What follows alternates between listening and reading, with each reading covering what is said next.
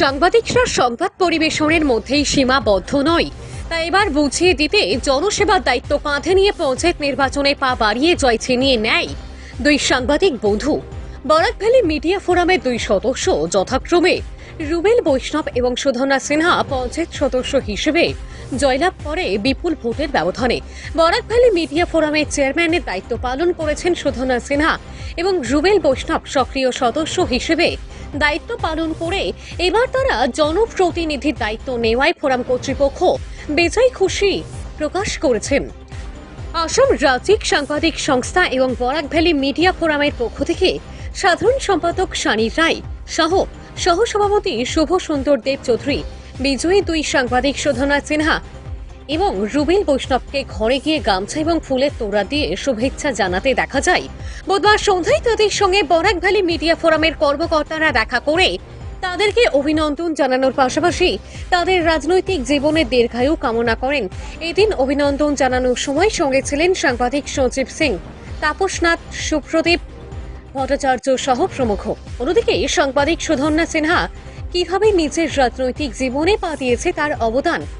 সাময়িক প্রসঙ্গ পত্রিকা সহ সংবাদ জগতের তা স্বীকার করে বলেন, আমি রাজনৈতিক জীবনে পা দিলেও সংবাদ জগতের সঙ্গে আমার ওতপ্রোত সম্পর্ক অটুট থাকবে চিরজীবন। সংবাদ জগতে নিরপেক্ষ দায়িত্ব পালনেই আজ আমার রাজনৈতিক জীবনে বিপুল সংখ্যক ভোটের ব্যবধানে জনতা আমায় জয়ের মালা পরায়। তাই সংবাদ জগতের সঙ্গে আমার চিরদিনের সম্পর্ক চিরস্থায়ী, বললেন নবাগত পঞ্চায়েত সদস্য তথা বরাক ভ্যালি মিডিয়া ফোরামের সভাপতি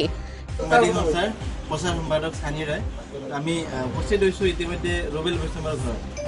কিয় উপস্থিত হৈছোঁ, তেওঁ আমাৰ সংবাদ জগতৰ লগত জড়িত হৈছে ৩-৪ বছৰৰ পৰা। আমাৰ এটা ভাল লগা খবৰ, যিটো আমাৰ সংবাদ মাধ্যমৰ কাম কৰা মানুহকেইটাক ৰাইজৰ সমস্যা সমাধানৰ কাৰণে বহুত চিন্তা কৰে আৰু চিন্তাটো বাস্তৱ প্ৰতিফলনৰ কাৰণে যিটো পথ বাছি লৈছে তেওঁৰ ৰাজনীতি, এইটো জনগণৰ সেৱা কৰাৰ কাৰণে এটা পথ বিচাৰি তেওঁ আজি পঞ্চায়তৰ গ্ৰুপ সদস্য জিকিলে। এই জিকাৰ কাৰণে আমি তেওঁক অভিনন্দন জনাবলৈ বহুত কষ্টকৈ তেওঁৰ ঘৰত আহিব লগা হ'ল। আমি তেওঁক এইটো আবেদন জনাম যে আগত নিজৰ ঘৰৰ পথখিনি যাতে ভালকৈ বনাব পাৰে, পিছত ৰাইজৰ যাতে সেৱাত তেওঁ যি কাৰণে জিকিছে এই কাৰণ যাতে প্ৰতিফলন ঘটায় আৰু ৰাইজক এটা মেছেজ দিব পাৰে যে সংবাদকৰ্মীসকল সীমাবদ্ধ নহয় সাংবাদিক জগতত। তেওঁ ওলাই আহি ৰাইজৰ সেৱা যাতে আগবঢ়াই নিজৰ অস্তিত্ব দেখুৱাব পাৰে বা নিজৰ যিটো কৰ্তব্য নিষ্ঠাভাৱে কৰি ৰাইজৰ কাৰণে সেৱা দিব পাৰে আৰু অহা দিনতে যাতে তেওঁ জনপ্ৰতিনিধি হিচাপে ৰাইজৰ লগত থাকিব পাৰে, এইখিনি আমি কামনা কৰিলোঁ। আৰু আশা কৰিম যে সংবাদ মাধ্যমৰ কৰ্মীবিলাক তেনেকুৱা ৰুবেলৰ দৰে আগবঢ়াই অহাৰ চিন্তা, ৰাইজৰ কাৰণে সেৱা কৰাৰ চিন্তাটো মনত ৰাখি যায়। দিন যিটো আমাৰ সংবাদ মাধ্যমৰ লগত জড়িত থকা দুয়োগৰাকী সদস্য ইতিমধ্যে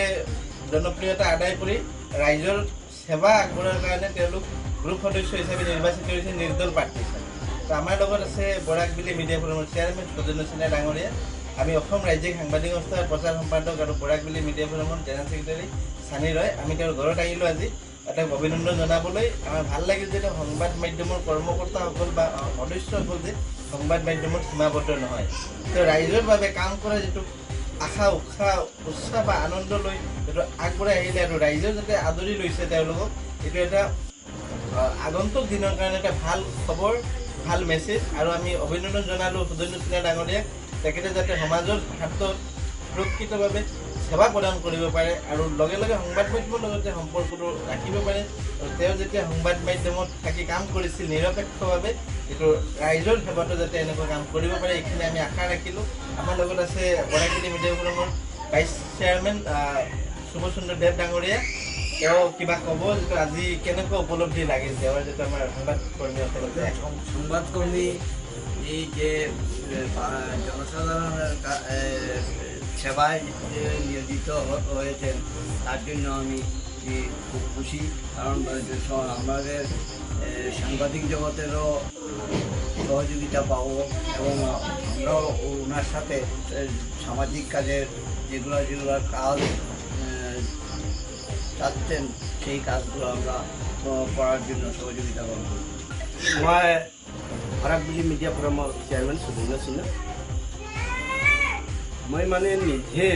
অনুভৱ কৰা নাই যে ৰাইজৰ শালিনগৰ এলেকাৰ যে ৰাইজৰ মানুহে যে ইমান যে মোক ভাল পায়। কিছুমান মানুহে মোক ক'লে যে সাংবাদিক হিচাপেতো মোৰ 17 ইয়াৰ্ছ 17 বছৰ চলি আছে মোৰ সাংবাদিকতা গোটেই চব মানুহৰ লগত এটা ভাল এটা ৰিলেশ্যন মোৰ সাংবাদিক ছ'চিয়েল কাম আৰু সেইটো মানে প্ৰমাণ এটা দি দিলে ৰাইজৰ মানুহে প্ৰমাণ এটা আজি দি দিলে যে মোক ক'লে যে আপুনি হেৰি মই বহু নেতাৰ লগত আগতে চলিছিলোঁ কিন্তু কিছু কিছু নেতা মই দেখিলোঁ এইটো মানে জিতাৰ পিছত পাব্লিকত যিটো কৰিব লাগে সেইটো নকৰে মোৰ এটা এইম আছিল যে ময়ো কোনোবা এদিন মই এটা চেষ্টা কৰিম মই 17 বছৰৰ পিছত এই বছৰ মানে মই মোক জেনেৰেল ছেক্ৰেটাৰী চানিৰাগক মোক ক'লোঁ মই পলিটিক্সত হেৰি জইন কৰিব চাইছোঁ ই মোক ক'লে এইটো প্ৰেচিডেণ্টৰ বা পলিটিকেলি যাৱাটো এতিয়া নহয় অলপ পিছত চাব মই কৈছোঁ না মই ৰাইজৰ মানুহে কৈ আছে যেতিয়া মই চাই ল'ম যদি সিহঁতে যদি মোক ফেভাৰ কৰে তো ফেভাৰ কৰিলেতো কৰি লওঁ যদি কৰে মোৰ মানে চব পলিটিকেলি লাইনত চব মানুহৰ লগত এটা ঘূৰি ৰিলেশ্যন আছে প্ৰশাসনৰ লগত মিল আছে মই আৰু ভাবিলোঁ যদি মই নিজে যদি এটা ইলেকশ্যন এটা খেলি যদি জয়ী হয় মই ৰাইজৰ মানুহৰ কি কি অসুবিধা যেমন মোৰ এৰিয়াত ৰাস্তা ঘাটৰ বিৰাট অসুবিধা এইটো অলপ বৰষুণ দিলে এইটো মানে হাতা এইটো বিৰাট এটা প্ৰব্লেম হৈ যায় কিন্তু বহু নেতাকক মই ক'লোঁ এইটো বনাই দিম এনেকুৱা কৈ আছে কিন্তু আজিলৈকে হোৱা নাই খালি হ'ব বুলি কৈ থাকে মই নিজে বনাৰ চেষ্টা কৰিলোঁ এইবাৰ মই নমিনেশ্যন দিলোঁ নমিনেশ্যন দি মই ঘূৰাৰ সময় কিন্তু পোৱা নাই মই 2-3 দিনমান মই এৰিয়াত ঘূৰিলোঁ চব মানুহৰ এটা আশীৰ্বাদ দিলোঁ এটা চিম্বল এটা দি দিলোঁ যে মই এটা চিম্বল পাইছোঁ ৰাইজিং ষ্টাৰ এইটো মোৰ ছেক্ৰেটাৰীয়ে ছিলেক্ট কৰিলে মই এইবাৰ খেলিম তো কিবা এটা চিম্বল আগৰ পৰা এইটো লৈ লোৱা মোক জেনেৰেল ছেক্ৰেটাৰীয়ে মোৰ দেওগড়ৰ পৰা এইটো সিদ্ধান্ত কৰি দিলে যে ৰাইজিং ষ্টাৰটি আপুনি হেৰি কৰিব মাতিব এইটো পাব সঁচাকৈ এইটো মই পালোঁ আৰু সঁচাকৈ মোৰ এডভান্সে কৈ দিলে যে এইটো উইনাৰ 100% যেনেকুৱা মোৰ জেনেৰেল ছেক্ৰেটাৰী ক'লে এনেকুৱাই মই 2-3 দিনমান মই ৰাইজৰ মানুহৰ লগত মিলি মই যে ক'লোঁ যে মই এইবাৰ আপোনালোকৰ আশীৰ্বাদ মই পাম বুলি আশা ৰাখিছোঁ আপোনালোকে বাকীখিনি আপোনালোকে জানে 4জন কেণ্ডিডেট আছে মোৰ এৰিয়াত এই 4জনৰ মাজত মোক যদি আপোনালোকে বিবেক এটা ভোট মোক দিব কিন্তু ৰাইজৰ মানুহে ইমান ভোট মোক দিলে এইটো মই মানে এৰিয়াৰ মানুহক কি ক'ম আৰু যোৱাকালি মই মোৰ ল'ৰা ছোৱালীক লৈ মই মেডিকেল গৈছিলোঁ কিন্তু ঘৰত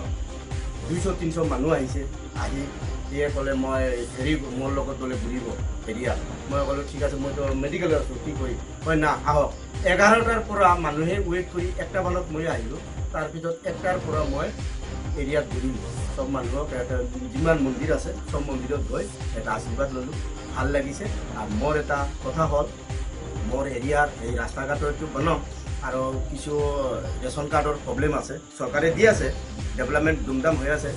বিজেপি চৰকাৰে মোদী চৰকাৰে যেনেকুৱা উন্নয়ন কৰি আছে এই উন্নয়নত মই অলপমান ময়ো আগবাঢ়ি তেখেতৰ লগত মিলি উন্নয়নখন মানে আকৌ বেছিকৈ কৰিম বুলি মই আশা ৰাখিছোঁ মোদী চৰকাৰে যিমান ৰেচন কাৰ্ড দি আছে গোটেই চবৰ ৰেচন কাৰ্ড দি আছে চাউল দি আছে ফ্ৰী গেছ চিলিণ্ডাৰ দি আছে আৰু কিষাণ বিকাশো দি আছে এতিয়া এই CM আসামৰ যিটো CM হিমন্ত বিশ্ব শৰ্মা ডাঙৰীয়ায়ো হেৰি কৰিলে চব অৰুণোদয় দি আছে প্ৰতিটা ফেমিলিত মানে অৰুণোদয় পাই আছে যেটো घर घर जैसे मोदी बोला है जो घर घर में जल मिलना चाहिए जैसे घर घर में অৰুণোদয় মিলিছে আৰু যি মানুহৰ মানে আজিলৈকে যিবিলাকৰ মিলা নাই সেইবিলাকৰ মই এটা লিষ্ট কৰি মোক যেতিয়া ৰাইজৰ মানুহে বনাইছে মই তেখেতৰ লগত মই এটা গাঁও সভা বনাই তেখেতৰ লগত যি মানুহৰ পাৱাৰ প্ৰাপ্য মানুহ সেইবিলাকৰ লিষ্ট এটা কৰি মই প্ৰশাসনৰ লগত মিলি এইটো মোৰ মানে কথা ৰাস্তা ঘাট যিটো বনাম সেইটোৰ লগত লাগিলে মই DC ছাৰৰ লগতো লগ কৰিম MPৰ লগতো লগ কৰিম মন্ত্ৰীৰ লগত লগ কৰিম MLAৰ লগত লগ কৰিম সব মোৰ উন্নয়নৰ কাৰণে মই যিমান কৰিব লাগে মই কৰিম সুধন্যা সিনহা ব্যুৰো ৰিপোৰ্ট যুব বিচিত্ৰা ডিজিটাল ডেস্ক